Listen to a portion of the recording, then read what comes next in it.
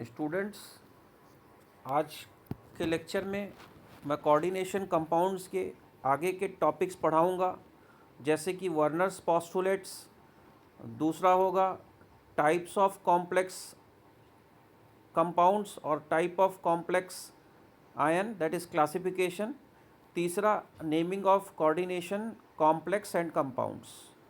Okay, so let us begin with this topic. Warner's theory of coordination compounds.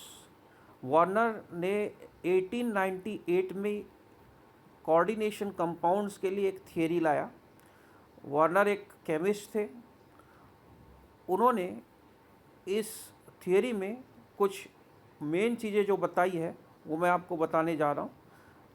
सबसे पहले, coordination compound में metal के दो type के लिंकेजेस होते हैं. एक होता है प्राइमरी, एक होता है secondary. You can C over here. First postulates is that in coordination compounds metal shows two types of linkages or valencies. One is primary and another one is secondary. तो ये जो प्राइमरी वैलेंसी होती है are normally ionizable and are satisfied by negative ion. तो देखो, आपको मेरे ख्याल से ये जो पोस्टुलेट्स है वो इतना समझ में नहीं आएगा, लेकिन जब मैं एग्जाम्पल डिस्कस करूँगा तो आपको अच्छे से समझ में आएगा. तो मैं मोटी मोटी बातें आपको बता रहा हूँ. पहली चीज़ की, इन्होंने एक पोस्टुलेट लाया. वो पोस्टुलेट में उन्होंने बताया लिंकेजेस के बारे में कि मेटल का लिंकेज कैसा होता है. तो आप अभी तक तो समझ गए होगे कि कोऑर्डिनेशन कंपाउंड क्या होता है. उसके अंदर एक सेंट्रल मेटल एटम या आयन होता है, दूसरा लिगेंड होता है, तीसरा काउंटर आयन होता है. अब इन सब के बीच में जो बॉन्ड होता है या वैलेंसी होती है वो कैसे सेटिस्फाई होती है. तो उसमें टोटल दो टाइप के लिंकेज होता है. एक होता है प्राइमरी लिंकेज, एक होता है सेकेंडरी लिंकेज. तो जो प्राइमरी वैलेंसी या प्राइमरी लिंकेज है वो उसको कौन सेटिस्फाई करता है? Are satisfied by negative ions. Okay, मतलब ये मैं आपको एग्जांपल बताऊंगा तो समझ में आ जाएगा. और secondary valencies are non ionisable, they are satisfied by neutral molecule और negative ions. So secondary valency is equal to the coordination number and is fixed for the metal. The groups bound by secondary linkage to the metal have characteristic spatial arrangement. देखो, यहाँ पे जितने points आए हैं शायद ही आपको कुछ समझ में आया. जब मैं एग्जाम्पल बताऊंगा तो आपको समझेगा. ये देखो, ये एग्जाम्पल है. मैं इस एग्जाम्पल को बार बार लेता हूँ क्योंकि समझने में आसानी होती है. यहाँ पे देखिए, ये जो प्राइमरी एंड सेकेंडरी वैलेंसी है वो कैसे सेटिस्फाई की जा रही है. ये पूरा एग्जाम्पल है कोऑर्डिनेशन कंपाउंड का. अभी यहाँ पे पोस्टुलेट में पहला पोस्टुलेट में कहा गया है कि दो टाइप की वैलेंसी होती है, एक होती है प्राइमरी और एक होती है सेकेंडरी. अब इस कंपाउंड के अंदर अगर आप देखोगे तो कोबाल्ट सेंट्रल मेटल आयन है, उसके साथ में क्लोराइड और एमोनिया, ये दोनों लिगेंड्स हैं. तो ammonia molecule and chloride molecule ligands हैं. और ये जो स्क्वायर ब्रैकेट के बाहर का क्लोराइड है ये है काउंटर आयन. ठीक है, अब आप समझो कि प्राइमरी वैलेंसी क्या होती है. तो ये जो पूरा कॉम्प्लेक्स आयन है और ये जो काउंटर आयन है ये आपस में जुड़ा हुआ है, या इनका जो लिंकेज है इसको बोलते हैं प्राइमरी वैलेंसी. ठीक है, तो ये पहला पोस्टुलेट है. तो फर्स्ट पोस्टुलेट आपको समझ में आया.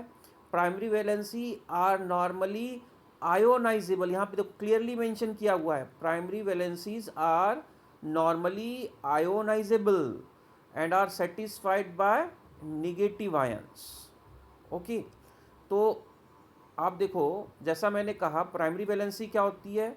ये देखो, इसकी वैलेंसी कितना, ये जो है ये आपका हो गया कोऑर्डिनेशन स्फीयर, ये हो गया आपका काउंटर आयन. तो ये दोनों के बीच में जो लिंकेज है आपस में, इसको हम लोग बोलते हैं प्राइमरी वैलेंसी. ठीक है, और ये आयोनाइजेबल होता है. तो जैसे ही हम पानी में डालेंगे ये अलग हो जाएगा और ये पार्ट अलग हो जाएगा, मतलब क्लोराइड अलग हो जाएगा और कोऑर्डिनेशन स्पेयर अलग हो जाएगा। मतलब जो प्राइमरी वैलेंसी है वो ब्रेक हो जाती है, पानी में डालते ही वो आयोनाइजेबल है, so we can call it as a ionizable valency. ठीक है, तो आपका पहला पॉइंट क्लियर हो गया कि कोऑर्डिनेशन कंपाउंड्स का दो लिंकेज है, प्राइमरी सेकेंडरी। दूसरा पॉइंट क्लियर हो गया, प्राइमरी वैलेंसी किसको कहा जाता है, उसका एग्जाम्पल मैंने आपको बता दिया।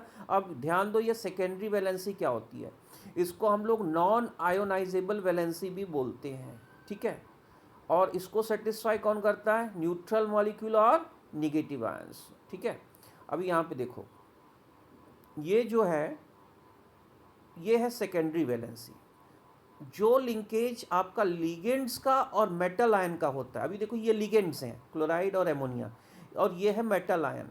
इनके इस लिगेंड्स का कोबाल्ट मेटल आयन के साथ जो लिंकेज होता है उसको हम लोग बोलते हैं सेकेंडरी वैलेंसीज। ओके, क्योंकि देखो ये कोऑर्डिनेशन बॉन्ड्स हैं, ये जो बॉन्ड्स हैं कोऑर्डिनेशन बॉन्ड्स हैं, और सेकेंडरी वैलेंसी कभी भी आयोनाइज नहीं होती। जब हम इसको पानी में डालेंगे तो ये तो अलग हो जाएगा, लेकिन ये अलग नहीं होगा मेटल आयन से। इसलिए यहाँ पे देखो लिखा हुआ very clearly, secondary valencies are non ionisable, these are satisfied by neutral molecule और निगेटिव आयंस।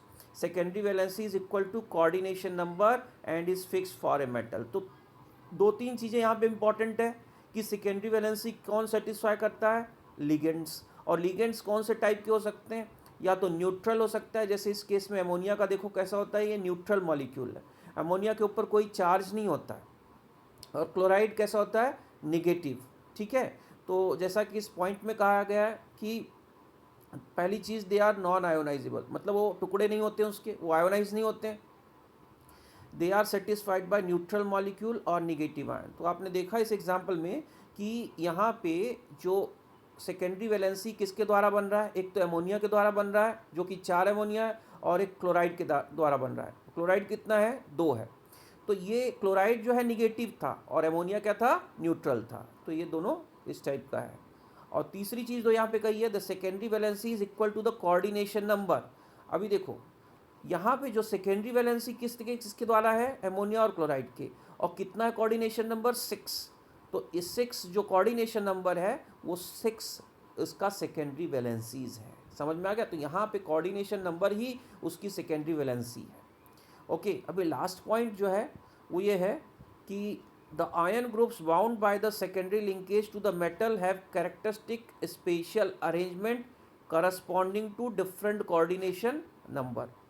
ठीक है, तो इसके अंदर एक चीज़ ये कहा गया है कि जो सेकेंडरी वैलेंसी सेटिस्फाई कर रहा है, यहाँ पे देखो ये सेकेंडरी वैलेंसी सेटिस्फाइड किया है क्लोराइड और अमोनिया ने, वो एक स्पेशल अरेंजमेंट, मतलब उसका स्पेस में एक अरेंजमेंट होता है। ये जब इसके कोबाल्ट के बाजू में ज्वाइंट होगा तो एक ज्योमेट्री बनाएगा, उस ज्योमेट्रिकल को हम लोग बोलते हैं स्पेशल अरेंजमेंट, स्पेस में जो अरेंजमेंट है।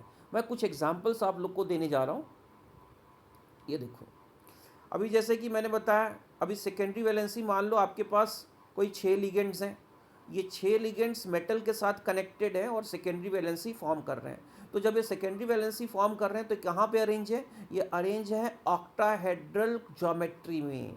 तो दे आर, अभी ये पॉइंट आप लोग को याद आया, ये पॉइंट में क्या लिखा हुआ है, that secondary linkages to the metal have characteristic spatial arrangement. ये कैरेक्टरिस्टिक स्पेशल अरेंजमेंट बहुत इंपॉर्टेंट है। यहाँ पे आप देखो ये जो अरेंजमेंट है ये है ऑक्टाहेड्रल, तो इनका जो वैलेंसी सेटिस्फाइड है, इनका अरेंजमेंट है ऑक्टाहेड्रल। 6 लिगेंड है, यहाँ पे 5 लिगेंड है, इनका कैरेक्टरिस्टिक अरेंजमेंट कैसा है, ट्रायगोनल बायपिरामिड। ये है ट्रायगोनल, एक प्लेन में 3 आ गए और ऊपर नीचे 2 आ गए, तो ये बन गया ट्रायगोनल बायपिरामिड। तो जितना भी सेकेंडरी वैलेंसी है जो कि कोऑर्डिनेशन बॉन्ड फॉर्म कर रहा है, उसकी वजह से पूरे कंपाउंड को एक ज्योमेट्रिकल स्ट्रक्चर मिलता है। अंडरस्टूड। अभी देखो अगर आपका 5 है, इधर भी 5 था लिगेंड, लेकिन यहाँ पे किसी किसी केस में ये स्क्वायर पिरामिड हो जाता है, एक प्लेन में 4 और ऊपर 1, तो इसको बोलते हैं square pyramid. Similarly square planar, एक ही प्लेन में 4 लिगेंड्स हैं, अगर 4 लिगेंड हैं, सब कोऑर्डिनेशन बॉन्ड फॉर्म कर रहे हैं और सेकेंडरी वैलेंसी सेटिस्फाई कर रहे हैं। सिमिलरली यहाँ पे देखिए आप लोग, ये है टेट्राहेड्रल, इसका शेप या ज्योमेट्री है टेट्राहेड्रल। तो जितने भी लिगेंड्स हैं वो स्पेस में कैसे अरेंज हो गए हैं, वो टेट्राहेड्रल। और कौन सा वैलेंसी सेटिस्फाई कर रहे हैं, secondary. So this is secondary valency, this is secondary, this is secondary. तो जितना भी कोऑर्डिनेट बॉन्ड से जुड़ा हुआ है, जो भी स्क्वायर ब्रैकेट के अंदर आपके फॉर्मूला के अंदर होता है, वो सेकेंडरी वैलेंसी सेटिस्फाई करता है। ठीक है, अभी इस एग्जाम्पल में भी आप बहुत ही पर्टिकुलर एग्जाम्पल में देख सकते हो।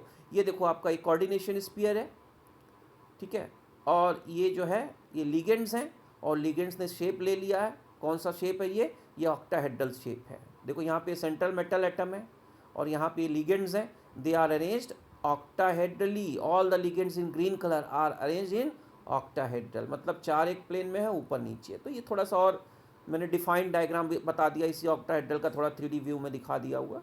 ठीक है, अब जो नेक्स्ट टॉपिक मैं आप लोग के सामने डिस्कस करने जा रहा हूँ वो है क्लासिफिकेशन ऑफ कॉम्प्लेक्सेस। तो कॉम्प्लेक्सेस को क्लासिफाई कैसे किया जाता है। देखो अभी मैंने पूरे कोऑर्डिनेशन कंपाउंड की बात नहीं कर रहा हूँ, मैं केवल वो कोऑर्डिनेशन स्फीयर की बात कर रहा हूँ या उस कॉम्प्लेक्स की बात कर रहा हूँ। काउंटर आयन छोड़ दीजिए, कॉम्प्लेक्स आयन के बेसिस पे कोऑर्डिनेशन कंपाउंड का क्लासिफिकेशन कैसे होता है या कॉम्प्लेक्सेस का क्लासिफिकेशन कैसे होता है। तो 2 तरीके से हो सकता है, on the basis of type of ligands, किस टाइप के लिगेंड्स अटैच हैं, और दूसरा होता है on the basis of charge on complex. ठीक है, कि उस कॉम्प्लेक्स के ऊपर चार्ज क्या है। मैं एग्जांपल के हेल्प से आपको समझाने की कोशिश करता हूँ। अभी देखो यहाँ पे कुछ एग्जाम्पल्स आपके सामने हैं। अब एग्जाम्पल देखो दिया on the basis of types of ligands. यहाँ पे देखिए 2 टाइप, पहला है classification of complex on the basis of types of ligands. एक होता है होमोलेप्टिक कॉम्प्लेक्सेस, दूसरा होता है हेट्रोलेप्टिक कॉम्प्लेक्सेस। अब होमोलेप्टिक कॉम्प्लेक्सेस क्या होता है, होमो का मतलब होता है सेम, जितने भी लिगेंड्स हैं सब एक ही टाइप के हैं। अभी आप देखो यहाँ पे ये एग्जाम्पल में कोबाल्ट सेंट्रल मेटल एटम है और इसके चारों तरफ 6 एमोनिया लिगेंड्स हैं। तो जितने भी लिगेंड्स हैं सब एमोनिया है, कोई दूसरा लिगेंड नहीं है, ऑल आर सेम टाइप। तो ये हो गया होमोलेप्टिक कॉम्प्लेक्स। सिमिलरली यहाँ पे देखो आपका सेंट्रल मेटल एटम क्या है, आयरन, और इसके चारों तरफ जो लिगेंड है वो कौन सा है, साइनाइड। तो you can see there are 6 cyanides but they all are same, they are cyanides. So ये कौन सा कैटेगरी हो गया, होमोलेप्टिक कॉम्प्लेक्स। अब हेट्रो का मतलब होता है डिफरेंट, मतलब 2 या 2 से ज़्यादा टाइप का लिगेंड्स रहेगा, तो उसको हम लोग बोलते हैं हेट्रोलेप्टिक कॉम्प्लेक्सेस। आप इस एग्जाम्पल में देख सकते हो कि यहाँ पे 2 टाइप के लिगेंड है। एक तो है, देखो टोटल 6 लिगेंड्स हैं, 6 में भी 2 टाइप का है, एक टाइप है क्लोराइड, दूसरा टाइप है अमोनिया। तो there are since 2 types of ligands, it is called as heteroleptic complex. Similarly आप यहाँ पे एक एग्जाम्पल देख सकते हो, इस एग्जाम्पल में दोनों सेम ही एग्जाम्पल है, खाली उसका ज्योमेट्री अलग है। यहाँ पे भी देखो आपका ये कॉम्प्लेक्स आयन है, इस कॉम्प्लेक्स आयन में क्रोमियम सेंट्रल मेटल है और इथिलीन डायमाइन, जो EN करके लिखा हुआ है, ये है इथिलीन डायमाइन। ठीक है, तो इथिलीन डायमाइन कितना है, 2 है, और क्लोराइड कितना है, 2 है। तो ये किस टाइप का कॉम्प्लेक्स हो गया, हेट्रोलेप्टिक कॉम्प्लेक्स। तो मेरे ख्याल से आप लोगों को समझ में आ गया होगा कि टाइप्स ऑफ लिगेंड के बेसिस पे कॉम्प्लेक्सेस को कैसे क्लासीफाई किया जाता है। नेक्स्ट आता है on the basis of charge on complex. अब जो पूरा कॉम्प्लेक्स है वो किसी भी टाइप का हो सकता है, उसके ऊपर प्लस चार्ज हो सकता है, उसके ऊपर माइनस हो सकता है, या उसके ऊपर कोई चार्ज नहीं हो सकता, न्यूट्रल हो सकता है। तो basically they are classified into 3 types, और एक कैटेगरी उसमें और ऐड कर देते हैं तो 4 हो जाता है, लेकिन basic are of 3 types. One is cationic complex, one is anionic sphere complex, one is neutral sphere complex. तो आप लोगों को नाम से ही समझ में आ गया होगा कि अगर वो कैटायनिक है तो उसके ऊपर कौन सा चार्ज रहेगा, यहाँ पे देखो प्लस चार्ज है। अगर वो एनायनिक है तो उसके ऊपर कौन सा चार्ज रहेगा, माइनस रहेगा। अगर वो न्यूट्रल कॉम्प्लेक्स है तो उसके ऊपर चार्ज कुछ नहीं रहेगा, यहाँ पे देखो ये 0 लिखा हुआ है। ठीक है, तो आप देख सकते हो मैंने कुछ एग्जाम्पल यहाँ पे लिखा हुआ है। जैसे कैटायोनिक कॉम्प्लेक्स है, तो यहाँ पे देख सकते हो आप सेंट्रल मेटल आयन में क्या है, क्रोमियम है, जिसका ऑक्सीडेशन स्टेट 3 है, इसमें 2 लिगेंड है, वाटर 4 है, क्लोराइड 2 है। लेकिन जब इस कॉम्प्लेक्स का टोटल चार्ज जो आता है वो आता है +1। तो इसके ऊपर चार्ज कौन सा है, पॉजिटिव, सो दैट्स वाई ये कॉम्प्लेक्स किस टाइप का कॉम्प्लेक्स है, कैटायनिक। सिमिलरली यहाँ पे आप सेकेंड एग्जाम्पल में देखिए, एनायनिक कॉम्प्लेक्स के एग्जाम्पल में इसमें अंदर हेक्सासाइनाइड ग्रुप है, यानी 6 साइनाइड है, सेंट्रल मेटल क्या है, आयरन, जिसका ऑक्सीडेशन स्टेट कितना है, 2। तो अगर आप कैलकुलेट करोगे तो आपको कैलकुलेट करने की ज़रूरत नहीं है, ऑलरेडी आपका काउंटर आयन से पता चल जाता है कि इसके ऊपर चार्ज होता है -4। सो सिंस यहाँ पे जो चार्ज है वो निगेटिव है, इसलिए ये कौन से टाइप का कॉम्प्लेक्स हो गया, एनायनिक कॉम्प्लेक्स हो गया। अभी तीसरा आता है आयोनिक कॉम्प्लेक्स। देखो ये कॉम्प्लेक्स जो है ये एक्चुअली देखा जाए तो इसमें दोनों टाइप के कॉम्प्लेक्स होते हैं, कंबाइन होते हैं। यहाँ पे एक प्लस भी है, एक माइनस भी है। तो इसके बारे में मैं अभी ज़्यादा डिटेल में नहीं बात करूँगा, जब मैं आप लोग को स्ट्रक्चर बताऊँगा, ज्योमेट्री बताऊँगा, तब आप लोग को ये समझ में आएगा। फिलहाल आप ये 3 समझ लीजिए, कैटायनिक कॉम्प्लेक्स, एनायनिक और न्यूट्रल।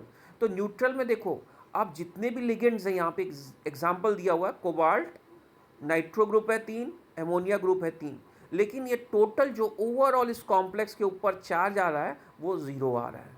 ठीक है, तो इस टाइप के कॉम्प्लेक्स को हम बोलते हैं न्यूट्रल कॉम्प्लेक्सेस। तो I think all of you have understood what are the different types of complexes, so it is, you might have understood this, so I will proceed further.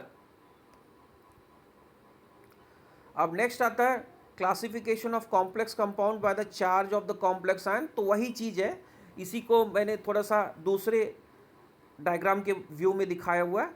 तो देखो आपको यहाँ पे कैटायनिक कॉम्प्लेक्स, अभी इसके अंदर मैंने जो अभी तक बताया था उसके अंदर खाली कॉम्प्लेक्स बताया था, लेकिन इसके अंदर आप एग्जाम्पल भी देख सकते हो। ये देखो ये है ये पूरा कोऑर्डिनेशन कंपाउंड है। इस कोऑर्डिनेशन कंपाउंड में आपको दिख रहा है यहाँ पे आपका ये कॉम्प्लेक्स है, कॉम्प्लेक्स आयन, जिसको हम लोग कोऑर्डिनेशन स्फीयर बोलते हैं, और यह है काउंटर आयन। लेकिन जब आप पूरा कंपाउंड देखोगे तो ये कॉम्प्लेक्स आयन जो है वो पॉजिटिव चार्ज है इसके ऊपर 3+, इसलिए कौन सा कैटेगरी में आ गया, कैटायनिक कॉम्प्लेक्स की कैटेगरी में आ गया। और दूसरा आप एग्जाम्पल देखो, यहाँ पे कोई बाहर काउंटर आयन नहीं दिखाया है, लेकिन जो ओवरऑल इसके ऊपर चार्ज है वो 0 है, इसलिए वो हो गया न्यूट्रल। ठीक है, अगर ये न्यूट्रल होता है तो इसके साथ में कोई भी काउंटर आयन नहीं होता है। रिमेंबर यहाँ पे काउंटर आयन नहीं रहेगा कभी भी, नहीं तो इसके ऊपर कोई ना कोई चार्ज रहेगा अगर काउंटर आयन रहेगा तो। अगर काउंटर आयन नहीं है तो मतलब ये न्यूट्रल हो गया। अब यहाँ पे थर्ड टाइप देखिए आप, एनायनिक। अभी आप इसके अंदर देखिए, ये एग्जाम्पल कोऑर्डिनेशन कंपाउंड का है, इसके अंदर आपका ये काउंटर आयन है पोटेशियम, लेकिन ये जो ब्रैकेट के अंदर आप देख रहे हो ये कॉम्प्लेक्स आयन है। तो पोटेशियम तो प्लस होता है, लेकिन हमारा जो कॉम्प्लेक्स आयन है वो निगेटिव चार्ज है उसके ऊपर, इसलिए कौन से कैटेगरी का है, एनायनिक। ठीक है, और लास्ट वाला टाइप जो मैंने आपको बताया कि बाद में बताऊंगा, उसमें दोनों होता है, कैटायनिक एंड एनायनिक। तो इसमें आपका काउंटर आयन नहीं दिखेगा, इसको हम एक टाइप का ये डबल सॉल्ट है, लेकिन कॉम्प्लेक्स कंपाउंड है, कोऑर्डिनेशन कंपाउंड है। तो एक कॉम्प्लेक्स के ऊपर प्लस चार्ज है और एक कॉम्प्लेक्स के ऊपर माइनस चार्ज है। इसके अंदर आपको कोऑर्डिनेशन, इसके अंदर सॉरी आपको काउंटर आयन नहीं दिखाई देगा। तो ये थोड़ा सा कॉम्प्लेक्स है समझने में, but this is also one of the type. Now we will begin with one of the thing that is called as a naming of coordination compounds. So naming एक बहुत इंपॉर्टेंट पार्ट होता है coordination compound के chapter का, क्योंकि बहुत सारे questions जो कि जेई, सीईटी या नीट में आते हैं वो इसके बेसिस पे आते हैं। Definitely it is very important part और बहुत इजी है। एक बार आपने इसका रूल समझ लिया तो आपको इसको समझना मुश्किल नहीं होगा, इसका प्रैक्टिस करना बहुत ज़रूरी है। इसलिए इस लेक्चर के बाद अगले कुछ दिनों में मैं आपको इसका एक्सरसाइज करवाऊँगा, उस एक्सरसाइज से आपको ये ईज़िली समझ में आ जाएगा। लेकिन यहाँ पे कुछ रूल्स दिए हुए हैं, तो रूल्स तभी समझेंगे जब आप एग्जाम्पल देखोगे। तो रूल्स पहले मैं समझा दे रहा हूँ, हालांकि आपको रूल्स में थोड़ा नहीं समझेगा, लेकिन जब मैं एग्जाम्पल डिस्कस करूँगा तो आपको अच्छे से समझ में आ जाएगा। तो मैंने 2 स्लाइड्स में इसके रूल्स जो हैं वो डिवाइड किया है। पहले में 5 रूल्स दिखाए हैं और दूसरे में कुछ 5 रूल्स दिखाए हैं। तो आप लोग इसको समझने की कोशिश करो, एग्जाम्पल से आपको ज़रूर समझ में आ जाएगा। देखो यहाँ पे हमने अभी तक जितने भी लास्ट ईयर IUPAC नेमिंग पढ़े थे तो वो IUPAC naming simple organic compounds के थे, लेकिन कोऑर्डिनेशन कंपाउंड्स में चूंकि here you have got ligands, here you have got counter ions, complex ion and central metal atom और आयन, तो नेमिंग में थोड़ा सा इसमें आपको ध्यान देने की ज़रूरत है। तो देखो अभी आपने डिफरेंट टाइप्स के कॉम्प्लेक्स कोऑर्डिनेशन कंपाउंड देखे, जिसके अंदर आपने देखा आपका कॉम्प्लेक्स आयन प्लस हो सकता है तब वो कटायनिक होगा, माइनस हो सकता है तब वो एनायनिक होगा, और अगर उसके ऊपर कोई चार्ज नहीं है तो न्यूट्रल होगा। तो किसी भी केस में आपका कोऑर्डिनेशन कंपाउंड के ऊपर अलग अलग चार्ज हो सकता है। तो सबसे पहले बात आती है, if the compound is a salt name the cation first then the anion. तो ये बात आपको ध्यान में रखने की बात है।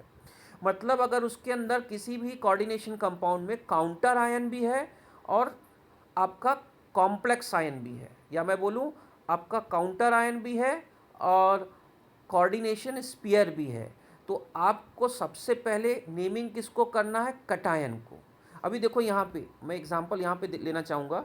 इसमें देखो आप देख रहे हो इस कंपाउंड के अंदर पहले कौन सा लिखा हुआ है? इसके ऊपर प्लस वाला चार्ज लिखा हुआ है। तो नेमिंग करते टाइम सबसे पहले हम किसको नेमिंग करते हैं? अगर आपका कोऑर्डिनेशन कंपाउंड सॉल्ट है तो पहले हम प्लस को लिखते हैं या नेमिंग करते हैं। देखो दो टाइप का आपको नेमिंग आ सकता है, या तो आपको फॉर्मूला दिया रहेगा, अब आपको उसका नेमिंग करना रहेगा, या तो आपको नेम दिया रहेगा, फॉर्मूला लिखना रहेगा। दोनों केस में आपको सबसे पहले पॉजिटिव चार्ज वाला लिखना है। ये देखो यहाँ पे आप इसको कंपेयर करो, यहाँ पे पॉजिटिव क्या था? पहले काउंटर आयन था, तो हमने पहले काउंटर आयन को लिख दिया। यहाँ पे पॉजिटिव क्या था? यहाँ पे पॉजिटिव कॉम्प्लेक्स आयन था, तो पहले हमने कॉम्प्लेक्स आयन को लिख दिया। तो यही रूल में भी कहा गया है। तो रूल में कहा गया है कि अगर आपका सॉल्ट है तो सबसे पहले जिसका भी पॉजिटिव चार्ज है उसको पहले लिखना है, चाहे फॉर्मूला हो चाहे आपका उसका नेमिंग हो, ठीक है। उसके बाद आपको एनायन को लिखना है। तो ये बात क्लियर हो गई आपको। सेकेंड चीज़ आती है कि when naming a complex ion name the ligands first then the metal. अब हम सॉल्ट का नेमिंग कर लेते हैं, पहले पॉजिटिव फिर निगेटिव। तो मान लो हम बात कर रहे हैं केवल कॉम्प्लेक्स आयन की। तो कॉम्प्लेक्स आयन में हम देखो कॉम्प्लेक्स आयन में दो चीज़ होता है, एक होता है मेटल, एक होता है लिगेंड। लेकिन कभी भी हम कॉम्प्लेक्स आयन का नाम लिखते टाइम पहले लिगेंड को लिखते हैं और बाद में मेटल को लिखते हैं। ये चीज़ इंपॉर्टेंट है, पहले लिगेंड को लिखना है बाद में मेटल को लिखना है। मतलब मैं अगर इस कंपाउंड में आपका ये कॉम्प्लेक्स आयन है प्लेटिनम और क्लोरीन, ठीक है, तो मुझे अगर इसका नेमिंग करना है तो पहले तो मैंने इसका पोटेशियम का नाम लिख दिया क्योंकि पोटेशियम पहले आता है। अगर अब मैं कॉम्प्लेक्स आयन का नेमिंग करने जाऊंगा तो कॉम्प्लेक्स आयन में सबसे पहले मैं नेमिंग करूंगा इसके लिगेंड का, उसके बाद मैं मेटल आयन का नाम लिखूंगा, ठीक है। तो यह ध्यान देने वाली बात है कि पहले मैं लिगेंड का नाम लिखूंगा फिर उसके बाद मेटल एटम या आयन का नाम लिखूंगा, ठीक है। तो ये सेकेंड पॉइंट था। थर्ड पॉइंट आता है anionic ligands and in o rather than ide, ठीक है। तो एक पॉइंट बहुत इंपॉर्टेंट है कि मतलब जब हम लिगेंड्स का नाम लिखते हैं, अब लिगेंड्स भी कई टाइप के होते हैं। देखो लिगेंड्स के ऊपर प्लस चार्ज होता है, लिगेंड्स के ऊपर माइनस चार्ज हो सकता है, या लिगेंड्स न्यूट्रल हो सकता है। तो अगर वो एनायनिक लिगेंड है मतलब वो माइनस वाला है, फॉर एग्जांपल जैसे आपका क्लोराइड है, तो क्लोराइड में लास्ट में क्या आता है? आइड आता है। क्लोराइड हम लिखेंगे तो कैसे लिखेंगे? क्लोराइड। तो लेकिन आइड की जगह हम उसको लिख देंगे क्लोरो। क्या लिख देंगे? Chloro, chloride. क्लोराइड आइड की जगह ओ लिखेंगे। ऐसे ही और भी कुछ इसके अंदर आता है एनायनिक लिगेंड में, जहाँ एट की जगह एटो लिखते हैं, तो वो इधर नहीं दिखाया हुआ है, लेकिन आप समझो वहाँ पे मैं आपको बाद में बताऊँगा। तो जब भी हम एनायनिक लिगेंड्स का नाम लिखते हैं, लिगेंड्स कैसा है? अगर एनायनिक है तो उसका आइड की जगह ओ कर देते हैं। जैसे क्लोराइड है क्लोरो, ठीक है, फ्लोराइड है फ्लोरो, नाइट्राइड है नाइट्रो, ठीक है। ओके, यू विल अंडरस्टैंड, जब मैं एग्जांपल डिस्कस करूंगा तो समझ में आएगा। चौथा पॉइंट ये इंपॉर्टेंट है, a few neutral ligands have a special names. तो ये भी आपको डिस्कस करूंगा जब एग्जांपल डिस्कस करूंगा। कुछ न्यूट्रल लिगेंड्स के स्पेशल नेम्स होते हैं। अगर आपका लिगेंड एनायनिक की जगह न्यूट्रल है तो उसको कुछ स्पेशल नाम दिया जाता है। Name of complex is a single word. देखो अब हम जब भी नेमिंग करेंगे, नेमिंग में दो पार्ट आएगा, एक आएगा काउंटर आयन, एक आएगा कॉम्प्लेक्स आयन। तो जब हम कॉम्प्लेक्स आयन का जब नाम लिखेंगे तो उसको एक साथ लिखेंगे। हमको दो चीज़ लिखना है कॉम्प्लेक्स आयन में, एक तो लिगेंड का नाम लिखना है, दूसरा मेटल का लिखना है। तो हम लिगेंड का और मेटल का नाम साथ में लिखेंगे, स्पेस नहीं देना है वहाँ पे, लिखते टाइम दोनों के नाम के बीच में स्पेस नहीं देना है, ठीक है। 6th पॉइंट आता है indicate numbers of ligands with the appropriate Greek prefixes di, tri, tetra, penta, hexa. तो मतलब अगर मान लो आपके एग्जांपल यहाँ पे मैं आपको दिखाता हूँ, जैसे यहाँ पे आपका ये कितना लिगेंड है, ये प्लेटिनम 4 क्लोराइड है, 2 अमोनिया है। तो जब हम लिखते टाइम जब इसका नंबरिंग करेंगे तो 4 क्लोरीन है तो हम लोग इसको 4 नहीं बोलेंगे, हम उसको बोलेंगे टेट्रा क्लोरो। तो इधर जैसे ये है तो di amine amine tetra chloro, यहाँ पे जैसे हेक्सा क्लोरो, यहाँ पे देखिए आप टेट्रा एक्वा। तो यहाँ पे जो भी नाम लिखेंगे लिगेंड का उसके पहले उसका जो नंबर है हम उसको इस टाइप से लिखेंगे, ग्रीक लेटर्स में रिप्रेजेंट करेंगे, जैसे die, tri, tetra, penta, hexa, ठीक है। List ligands alphabetically. अब इंपॉर्टेंट चीज़ आता है, अभी जैसे आपने देखा यहाँ पे आपको लिगेंड्स था, तो ये लिगेंड्स क्या था, अभी 2 टाइप के लिगेंड समझ लो आपके पास, क्लोराइड है, एमोनिया है। तो सी बाद में आता है और एमोनिया का ए पहले आता है, तो लिखते टाइम पहले मैं एमोनिया लिखूंगा, बाद में क्लोराइड लिखूंगा या क्लोरो लिखूंगा, ठीक है। तो अगर लिगेंड्स आपके पास 2 टाइप के हैं या 2 से ज़्यादा है तो आपको अल्फ़ाबेटिकली लिखना है, ठीक है। नेक्स्ट आता है if a ligand is polydentate और its name contains a Greek prefixes, put the ligand name in parenthesis and use the alternate prefixes. So put the ligand name in parenthesis and use the prefixes.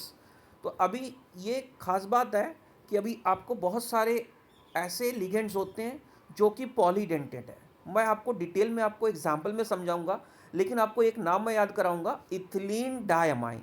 अब ethylene diamine ये ligand है, लेकिन इसके नाम के अंदर die आता है, तो अगर वो 2 बार है तो हम उसको डाई नहीं लिख सकते हैं, क्योंकि इथिलीन डायमाइन के नाम के अंदर खुद ही 2 आता है, ठीक है। फॉर एग्जांपल मैं आपको एक दिखाना चाहूँगा यहाँ पे एक, हाँ ये देखिए, अभी ये देखो, अभी ये एक स्ट्रक्चर आ गया, इस स्ट्रक्चर में पूरा कॉम्प्लेक्स आयन का दिया है, इसके अंदर 2 लिगेंड है जो कि बाइडेंटेड है, इथिलीन डायमाइन।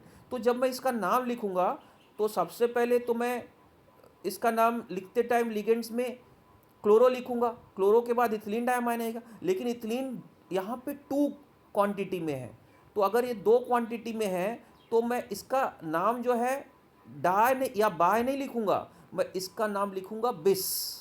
तो इसके नाम के अंदर आएगा बिस। तो हम 2 अगर पॉलीडेंटेड या बाइडेंटेड लिगेंड लिखते हैं तो बिस लिखते हैं, 3 रहता है तो ट्रिस, अगर 2 रहेगा तो बिस, 3 रहेगा तो ट्रिस, 4 रहेगा तो टेट्राकिस, 5 रहेगा तो पेंटाकिस, 6 रहेगा तो हेक्साकिस। तो रिमेंबर दिस, ये पॉइंट आप लोग को शायद नहीं समझाओ, लेकिन मैं आपको वापस बता रहा हूँ। अगर हमको पॉलीडेंटेड को नेमिंग करना है तो पॉलीडेंटेड का नेमिंग करते टाइम हमेशा ध्यान रखो, हमको ये टर्म्स ग्रीक लेटर्स के यूज़ नहीं करने हैं, हमको ये टर्म्स यूज़ करने हैं, बिस, ट्रिस, टेट्राकिस। अगर वो 2 है तो बिस, अगर वो 3 है तो ट्रिस, अगर वो 4 है तो tetrakis, and so on. Understood? क्योंकि उनके नाम के अंदर खुद ही डाई ट्राई हो सकता है, जैसे इथिलीन डायमाइन है उसके नाम के अंदर डाई है, तो हम उसको 2 संख्या में है तो हम उसको डाई नहीं लिखेंगे, बिस लिखेंगे, 3 संख्या में है तो ट्रिस लिखेंगे, ठीक है। नेक्स्ट आता है use a Roman numeral in brackets right after the name of the metal, no spaces to specify the metal's oxidation state। अभी देखो एक चीज़ और आएगा जब आप समझोगे, यहाँ पे जब हम नेमिंग करते हैं किसी भी कॉम्प्लेक्स का, तो ये देखो यहाँ पे, तो नेमिंग करते टाइम यहाँ पे थोड़ा सा गड़बड़ किया है, इसको हम लोग स्क्वायर ब्रैकेट के अंदर लिखते हैं। जैसे ही हम इसका नाम लिख लेंगे तो उसका ऑक्सीडेशन स्टेट हम रोमन लेटर में लिखते हैं। तो आपको एग्जांपल मैं आपको आगे समझाऊंगा, एग्जांपल से आपको सब चीज़ क्लियर हो जाएगा। 10th पॉइंट है, if the metal is in anionic complex use the ending 8। हाँ, तो ये भी खास बात है कि अगर मेटल एनोनिक है, कॉम्प्लेक्स आयन है, तो उसके नाम के लास्ट में 8 आएगा, ATE। ठीक है,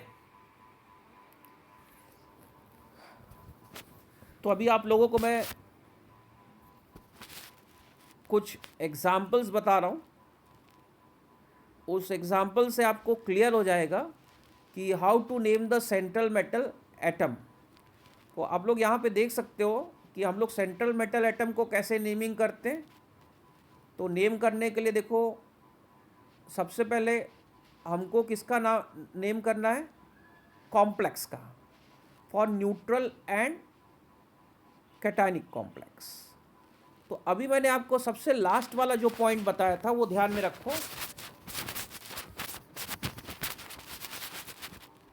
लास्ट वाला पॉइंट क्या बताया था, if the metal is in an anionic complex ion use the ending 8। तो ये देखो,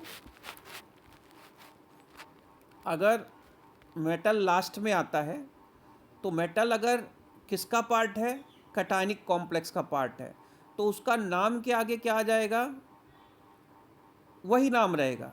स्कैंडियम है तो स्कैंडियम, टाइटेनियम है तो टाइटेनियम, वेनेडियम है तो वेनेडियम, एज इट इज़ आएगा। लेकिन अगर मेटल एनायनिक कॉम्प्लेक्स का पार्ट है तो उसके नाम के सफिक्स में 8 आएगा। तो जैसे स्कैंडियम है तो स्कैंडेट हो गया, टाइटेनियम है तो उसकी जगह पे आएगा टाइटनेट, वेंडेट, क्रोमेट, मैग्नेट, फेरेट। तो अगर you will understand this when you will go through the example.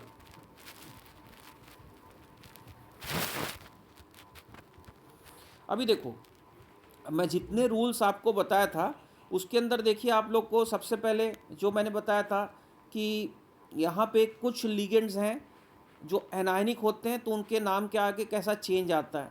देखो यहाँ पे अगर ब्रोमाइड है तो इसका नाम हो गया आइड की जगह देखो मैंने क्या रिमूव कर दिया, लिगेंड का नाम हो गया ब्रोमो। तो और अगर 8 है तो लिगेंड कार्बोनेट है, ये निगेटिव लिगेंड है। तो अगर ऐसा लिगेंड रहेगा तो 8 की जगह पे क्या बन जाएगा, एटो, कार्बोनेटो। क्लोराइड है, आइड की जगह क्लोरो, ठीक है। साइनाइड है, आइड की जगह साइनो, ओके। तो यू कैन सी आइड की जगह ओ लिख दिया हमने, या 8 की जगह एटो लिख दिया। तो जो भी अनायनिक लिगेंड है हम नेमिंग करते टाइम उसको ऐसे नहीं नेमिंग करते हैं, हम नेमिंग कुछ स्पेशल फीचर्स होते हैं, जैसे आइड की जगह ओ, 8 की जगह एटो। तो similarly you can C glycinate, 8 की जगह क्या हो गया, ग्लाइसिनेटो, ये लिगेंड है ग्लाइसिनेट। हाइड्रोक्साइड हो गया, हाइड्रोक्साइड की जगह हाइड्रोक्सो, आइड की जगह ओ आ गया। ऑक्सलेट, 8 की जगह एटो, ऑक्सलेटो। अंडरस्टूड। तो आप इसके थ्रू गो करिए और समझिए कि कैसे इसको नेमिंग किया हुआ है।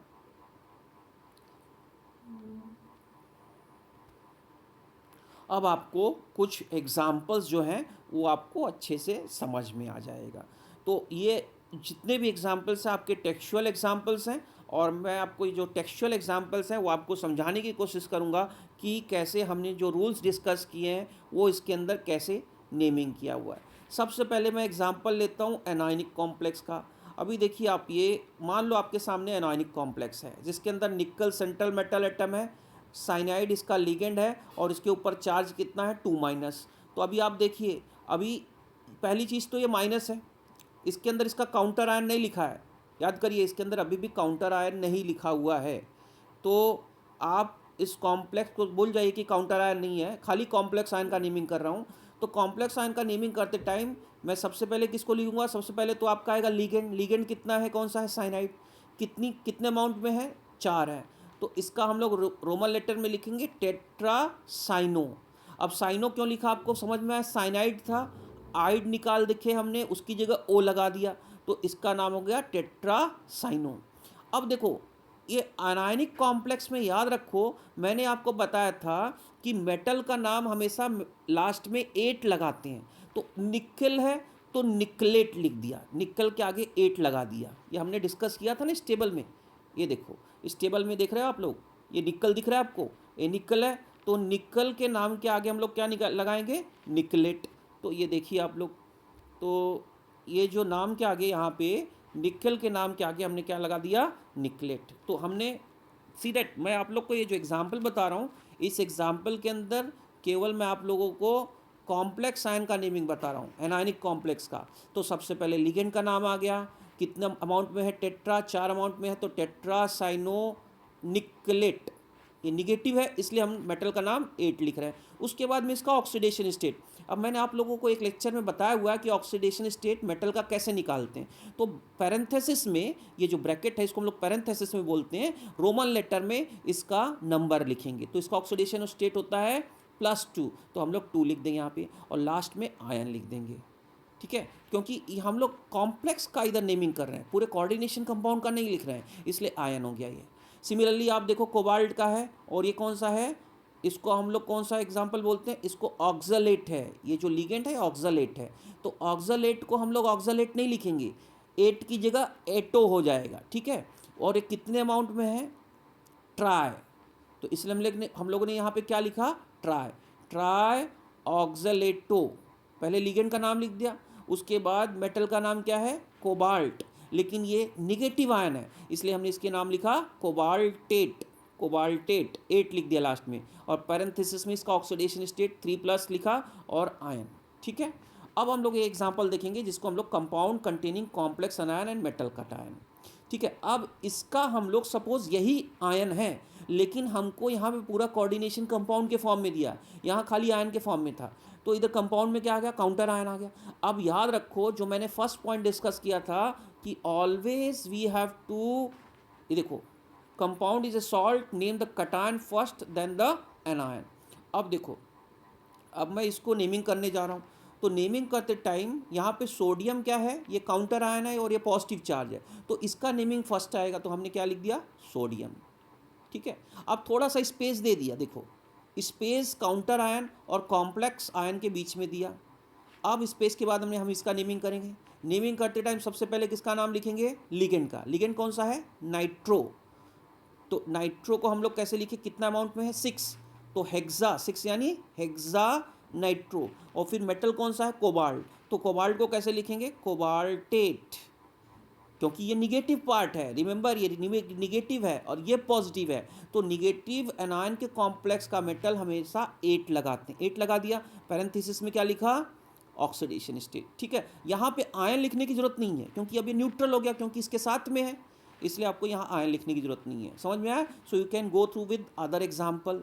सिमिलरली यहाँ पे देखो आपका पोटेशियम, ये काउंटर आयन है, तो सबसे पहले हमने लिख दिया पोटेशियम। दूसरा, ये कोऑर्डिनेशन स्पेयर में या ये कॉम्प्लेक्स आयन का हमको नेमिंग करना है, तो सबसे पहले हमारा ये कौन सा है, लिगेंड ऑक्सलेट, कितना ऑक्सलेट है, 3, तो ट्राई ऑक्सलेटो, 8 को जगह क्या लिखेंगे, एटो, ऑक्सलेटो। और फिर ये निगेटिव आयन है इसलिए एल्यूमिनियम मेटल को हम लोग क्या लिखेंगे, एल्यूमिनेट, अंडरस्टूड।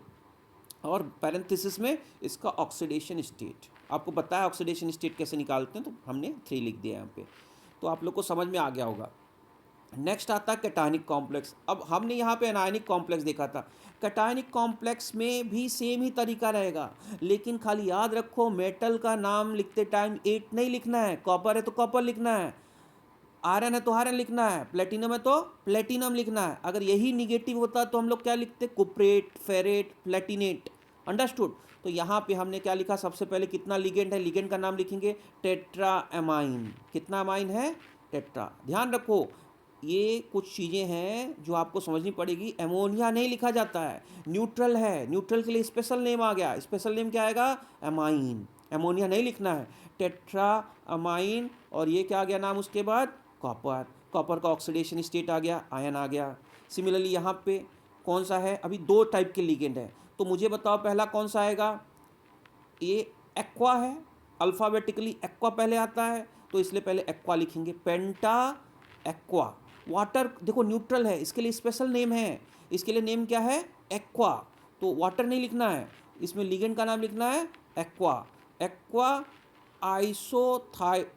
आइसोथायोसाइनेटो, आइसोथायोसाइनेट, देखो इसका नाम होता है आइसोथायोसाइनेट, लेकिन हम लिखते टाइम कैसा लिखेंगे, आइसोथायोसाइनेटो, ठीक है। क्योंकि मैंने बताया था आपको निगेटिव का एंड कैसे होगा, एटो। फिर क्या आएगा, आयरन, आयरन लिख दिया। आयरन का चार्ज कितना आएगा, 3, ये आपको कैलकुलेट करना पड़ेगा, आयन हो गया। नेक्स्ट आता है compounds containing complex cation and anion. Okay, अभी compounds containing complex cations and anion. अभी देखो, ऐसे कॉम्प्लेक्स जिसके अंदर दोनों होते हैं। अभी आपको एक टाइप मैंने बताया था जिसमें आपका कटायन भी है, एनायन भी है। तो ये देखो यहाँ पे you can write like this. अब ये जो एग्जाम्पल है इसके अंदर आपको याद रखो, ये इसी चीज़ का एग्जाम्पल है, ये कटायनिक कॉम्प्लेक्स का एग्जाम्पल है, सॉरी। लेकिन उसके अंदर आपको जो कॉम्प्लेक्स आयन है वो प्लस है और काउंटर आयन माइनस है।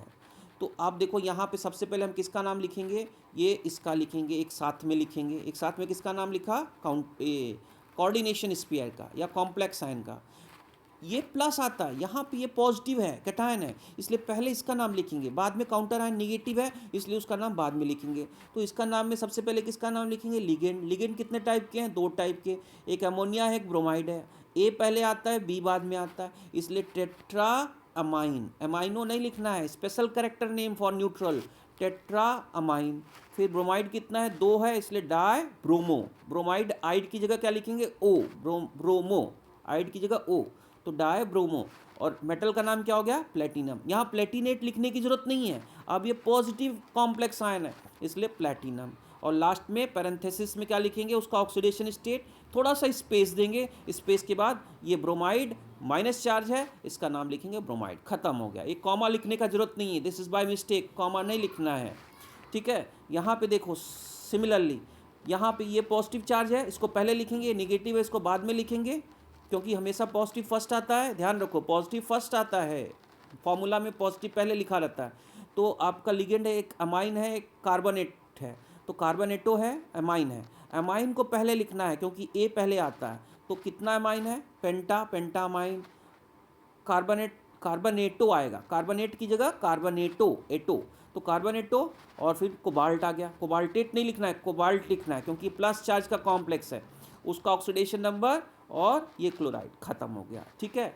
ऐसे ही न्यूट्रल कॉम्प्लेक्स है, तो न्यूट्रल कॉम्प्लेक्स में आपको क्या लिखना है, बस इसी का नेमिंग करना है।